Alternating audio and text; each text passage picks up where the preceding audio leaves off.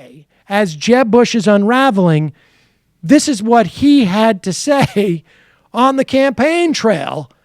Jeb Bush. It's a joy to be with friends, to be with my mother, who I adore, who is an inspiration. I cannot tell you, in the probably 90 versions of town hall meetings I've done all across this state, how many times people came up and said, "Your mother, I love your mother. I love your mother." It's just over and over again.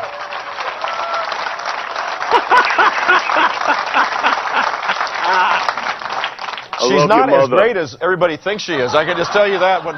Whoa. I jokingly say that when we were growing up in Midland and Houston, that Mom was fortunate not to have a child abuse hotline available, because the discipline of learning right and wrong was her doing. So there you. Wow. Yes.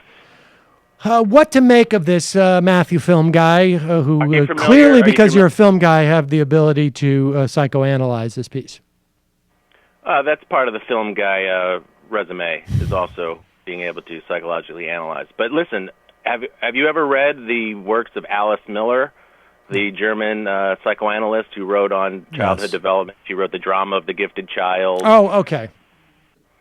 So her whole theory is that children who are brought up in abusive relationships learn to adapt to service their parent in an emotional way, because that's how they avoid the abuse. They become more sensitive, and she wrote a whole book that basically said these people either become artists and creative people to kind of find an outlet for these sort of unmet needs, or they become dictators and strongmen and authoritarians.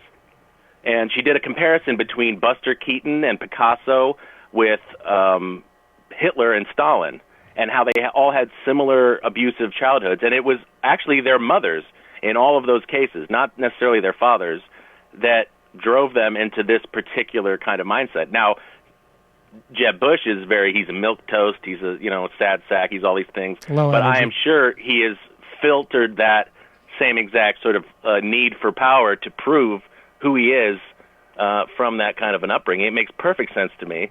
And that is quite the sort of a subconscious dig at his mother. She's not as great as people say she is. Well, it's not really subconscious. No, it's not. It's not. That he could say it with no irony, or even with irony.